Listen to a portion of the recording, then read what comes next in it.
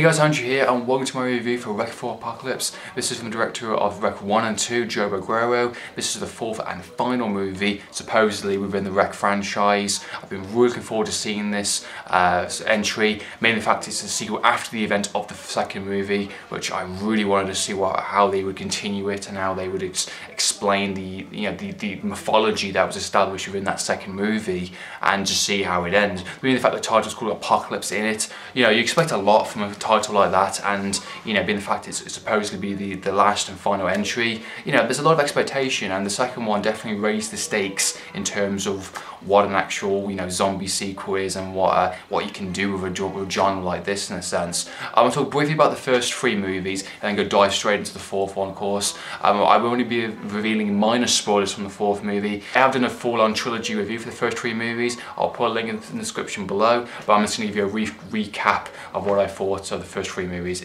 The first Rec film I thought was a nice, really well done, intense experience. Reimagined or kind of like, you know, re-sparked the fan footage genre yet again kind of thing. Blair Witch Project did that back in the early days. This movie did exactly the same. I can't remember a single person that doesn't say anything bad about this movie. It is truly fantastic and it does its job really well as a really good, like, claustrophobic experience in a sense. You know, one location, one camera in a sense, and just trying to survive in a set, you know, trying to survive, and it does add a lot of mythology. It does tease a couple of things, and good characters, good performances, and just a nice tense atmosphere, nice and dread. The final moments in this was so intense and so like scary, you know, even for me. So even, you know, watching in the dark, watching with headphones, wow. First Rec movie, definitely recommend, folks. Good fan footage experience, really well done. The second Rec film goes the kind of aliens route this time around, adding basically SWAT team goes in to deal with the situation, to quarantine it, and to find out what the heck's going on in there practically. And it's literally set minutes after the events of the first movie, so 1 and 2 work really well back to back. It's a continuous story. Really impressed with the second one, absolutely loved it. It is one of the best zombie sequels I've ever seen. It definitely explodes in terms of the explanation and mythology that it gives, and it's very strong, something that I've never seen happen before within an actual zombie sequel, and it does some things which I think no film can actually repeat and redo these days. It's very hard to get originality in some movies, and this one does it really well and adds a whole new cool factor with the whole cameras and the found footage element to it, with the SWAT team and the guns and things like that. Just basically bring an alien side. It does everything about the first one, it does it even better, and ends on a fantastic note. So Rec 2 was a really good experience. I absolutely love the first two movies.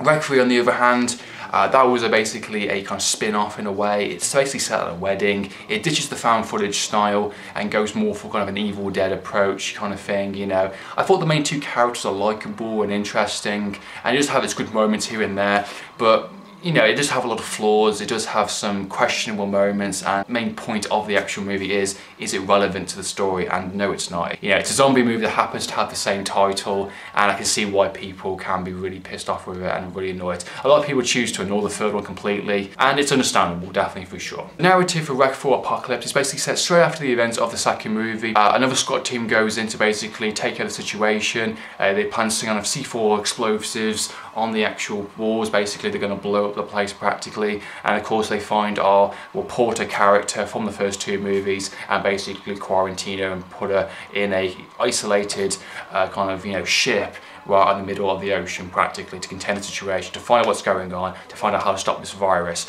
And I think this narrative actually is pretty clever in all fairness, for the most part regardless. I thought the first like 12 minutes alone, I was like, wow, this is awesome, this is fantastic, I'm really enjoying it, because it just acknowledges so much from the first two movies.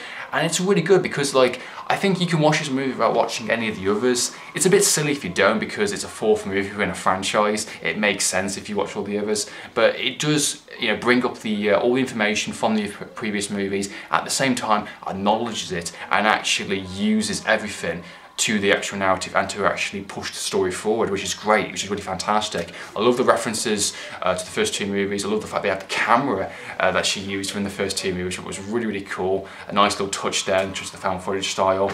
I love the fact that they acknowledged the third movie, even though the third movie is not really the best in terms of what it offered, you know, to audiences. I like the fact they used it within the story narrative and basically referenced the fact, like, there was another situation. We had of course, the apartment complex, we had the wedding, thing, and you know, there were two incidents we had to deal with, and this time it's trying to stop the virus, trying to understand it, and basically how to get rid of it. I love the fact it's like a little kind of private little army and scientists that are on this kind of like, you know, ship, and you know, they've got like certain survivors and certain people there basically to find out what the heck's going on. And I think that side of it was really interesting. And yeah, without giving too many spoilers away, because I don't want to ruin it for you guys. And it's quite different, of course. This time it is the found footage element, same as the third one did. It does try and keep some of the same style towards it with the camera movement, cinematography. It does have that kind of shaky cam kind of, you know, movement and, you know, tilt shots. It's trying to keep that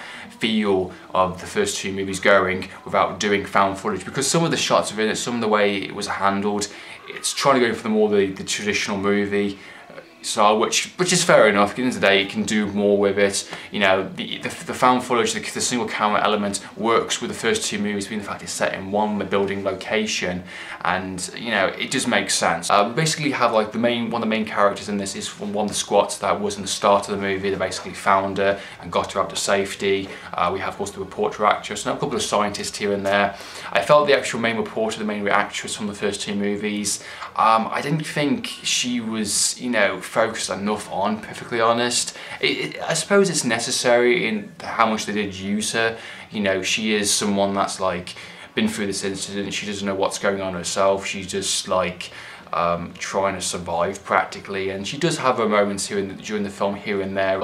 I thought she would go more badass. I thought she would have more to say. She would have more of a stake in this one, especially the fact of the first two movies and what happened to her. The other characters will be taking more of a lead in the fact they're more, you know, military, they're more soldiers kind of thing, and you know, they're the ones that basically ask the questions of basically what the heck is going on practically. And he was quite a cool character, quite liked him. Even some of the scientist characters I thought were interesting, and I love the fact that, like, you know, there's a lot of stake here kind of thing. We cannot allow this virus to get out. Question by moments, I didn't quite like the kind of zombie monkeys practically. I thought that was a bit like, it makes sense in a certain way. They're doing experimentations, but it wasn't there for the sake of being there. It was there practically for the narrative purpose. So there's definitely a lot there to enjoy in terms of zombie violence, in terms of, you know, character development, things like that. But I just felt some bits can be stronger than others. The ending itself, even though I did like the last moments of the ending, there's a couple of questionable scenes that I felt like, you know,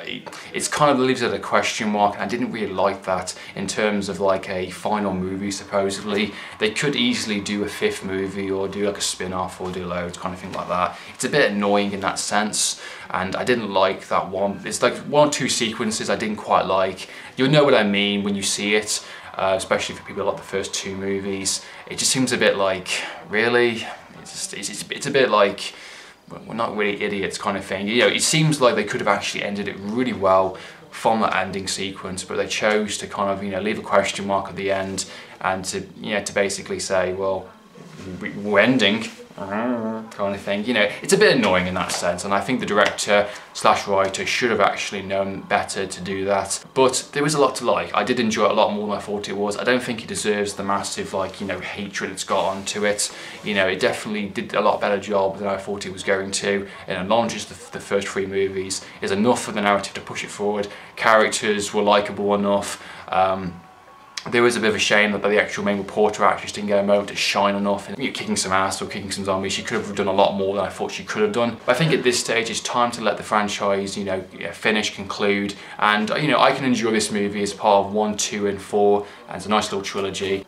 Well, that's my thoughts and opinions on Wreck 4 Apocalypse. I hope you enjoyed watching this review. I hope you felt it was helpful and informative. It's definitely better than the actual third one for sure, and if you like the first two movies, I'll definitely recommend it for sure. But just keep in mind, there is going to be some things in it which probably isn't going to be, you know, for your liking. I'd like to give thoughts and opinions, guys. Have you seen the fourth movie? What do you think? Comment down below. What do you think of the first three movies anyway? Definitely love the opinions for sure. Comment down below. So in the meantime, Ange T, signing out.